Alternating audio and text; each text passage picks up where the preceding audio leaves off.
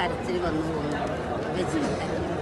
ഒരു മനുഷ്യ മനസ്സിനെ എങ്ങനെ സ്പർശിക്കാൻ കഴിയുന്നു, അല്ലെങ്കിൽ ഒരു മൂവിയിൽ നിന്ന് ഒരു മനുഷ്യന് എന്താണോ കിട്ടുന്നത് അതിലാണ് ആ വാല്യൂ. ഒരു അഭിനയ പ്രതിഭയിൽ ഉപേക്ഷിച്ച് എന്തായാലും നല്ല സൂപ്പറോടെ എല്ലാ കുടുംബക്കാർക്കെല്ലാം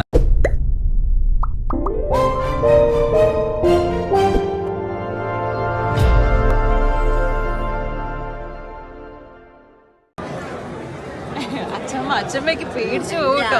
പേടിയൊന്നുമില്ല. എങ്ങനെയുണ്ടായിരുന്നു സിനിമ? ലാസ്റ്റ് സീന് ഒരു കരച്ചിൽ വന്നു പോകുന്നു. മോളെ പടം വന്ന മുതൽ ഇന്നും എന്റെ അച്ഛമ്മയാണ്.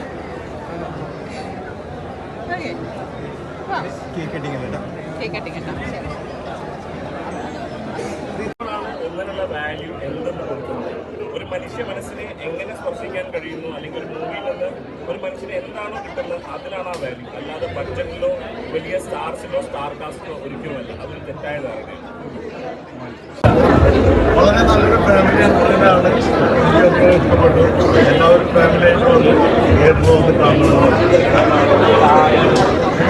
ചേച്ചി കുറേ നാളായിട്ട് ചേച്ചിയുടെ നല്ലൊരു എന്താ പറയുക ഒരു അഭിനയ പ്രതിഭയിൽ ഉപേക്ഷിച്ച് എന്തായാലും നല്ല സൂപ്പറോടെ എല്ലാ കുടുംബക്കാർക്കെല്ലാം കണ്ടിരിക്കാൻ പറ്റുന്ന പടമാണ്. നല്ല പടം.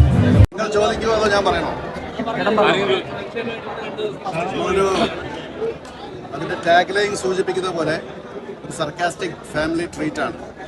എൽതൈ പ്രൊഡക്ഷൻസിന്റെ ബാനറിൽ വിഘ്നേഷ് വിജയകുമാർ നിർമ്മിച്ച എൻ്റെ ഈ സിനിമ കുടുംബ പ്രേക്ഷകരെ ഫോക്കസ് ചെയ്തുകൊണ്ട് തന്നെയാണ് ഈ സിനിമ ചെയ്തിരിക്കുന്നത്.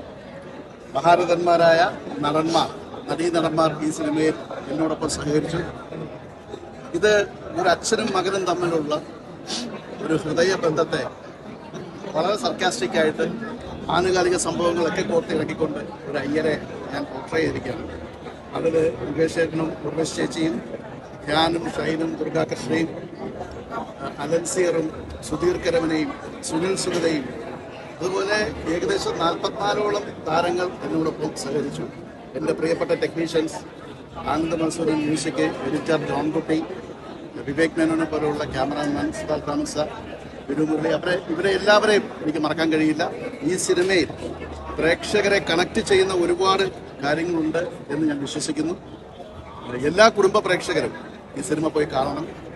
എവിടെയെങ്കിലും നിങ്ങളെ കണക്ട് ചെയ്താൽ ഒരു സംവിധായകൻ എന്ന നിലയിൽ ഞാൻ അതോടൊപ്പം തന്നെ ഒരു കാര്യം ഞാൻ ഉറപ്പ് പറയാം, ഈ സിനിമ ഒരു പ്രേക്ഷകനെ പോലും ഡിസപ്പോയിന്റ് ചെയ്യില്ല എന്നുള്ള വിശ്വാസമുണ്ട്.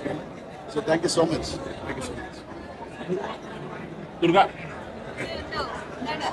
എന്താ പറയണ്ടേ? ഇത് പടത്തിൽ അഭിനയിച്ച കണ്ടപ്പോൾ എക്സ്പീരിയൻസ് ആണോ? പടത്തിൽ അഭിനയിച്ച എക്സ്പീരിയൻസ് നമ്മളിപ്പോൾ ഓൾറെഡി പ്രൊമോഷൻ്റെ സമയത്തൊക്കെ ഒരുപാട് ഇരുന്ന് ഷെയർ ചെയ്തു.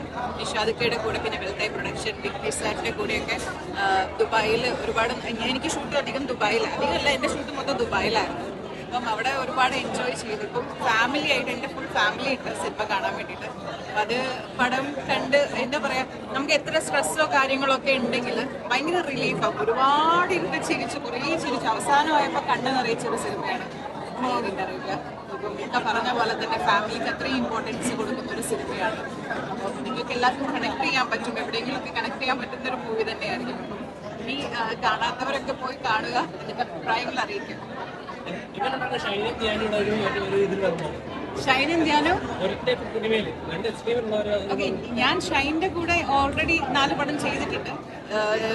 ഷൈൻ്റെ കൂടെ ധ്യാൻ്റെ കൂടെ ഓൾറെഡി 4 പടം ചെയ്തിട്ടുണ്ട്. ഷൈൻ്റെ കൂടെ ഇത് 2ാമത്തെ പടമാണ്. അപ്പം എനിക്ക് പക്ഷേ രണ്ടുപേരും കൂടി ഒന്നിച്ച് വരുമ്പം രസമാണ്. സെറ്റിലാണെങ്കിലും പ്രത്യേകിച്ച് പ്രൊമോഷൻ്റെ സമയത്ത്, ഇടയിൽ പ്രൊമോഷനിൽ ഇന്റർവ്യൂവിൽ ഇരിക്കുന്ന സമയത്താണല്ലോ ഇവർ തഗ്സും കാര്യങ്ങളൊക്കെ ഭയങ്കര രസമാണ്.